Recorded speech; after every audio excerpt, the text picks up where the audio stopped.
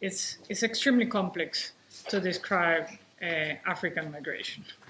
because it has a large number of regular movements, a large number of irregular movements, a large number of forced movements due to conflict, climate change, and other type of disasters. So there is no one solution fits all, certainly, and there is a limited number of things I think that all of us and each one of us independently can do in order to address all of them. I really believe that part of the problem that this panel will have is that today there are a lot of discussions about migration within Africa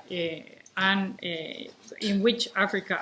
is participating actively at different levels. You have a series of bilateral agreements between countries. You have regional agreements between African countries. You have active participation of African countries on global processes. Certainly, the Global Compact on Migration that was mentioned by you, Madam President, the Global Forum on Migration and Development, in IOM, certainly, and all the connections with the 2030 Agenda and the Sustainable Development Goals that relate to migration. So I think what is going to be quite important for this panel, and you, Madam President, mentioned several things that this panel should focus on, will be to find something that really makes an actual added value, an actual contribution of this panel, adding to all those different discussions that exist already or that are taking place already. And I think that we have to identify these, what I will call achievable outcomes of this panel, so that we do have, as I said, an added value. We discussed in the morning how much internal African movements and migration is happening, and I think that is going to be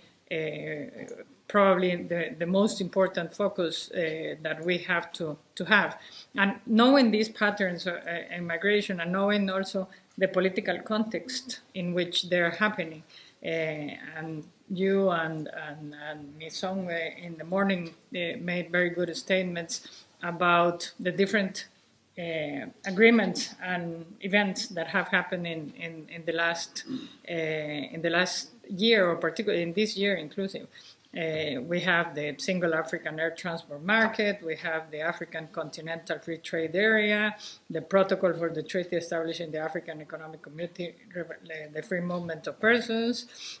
AU Labor Migration Advisory Committee, so a variety of other things, and we have, as you also mentioned, a global compact, an African global compact position. So I think part of this is defining which of those eventually is the one that we can promote a little bit better. I think that we will need to work, or an added value of this panel will be to work on advocacy to member states, probably to sign and accede and ratify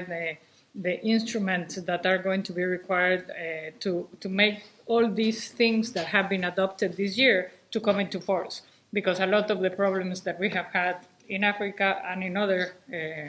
I'm coming from a region that suffers from the same thing, is that we do ratify or agree on a lot of very nice instruments at the regional level, but at the moment of making them a reality, different countries do not sign or ratify them, and they remain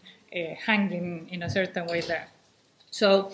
I have been trying to think a little bit on what the political weight of this panel can give to the African. I have the impression that the free movement protocol it's going to be one of the key elements, because this requires the deposit of 15 instruments of ratification for the protocol to enter into force in each one of the countries. And I think that Given the current political atmosphere, we have every reason to believe that these free movement aspirations of the Agenda 2063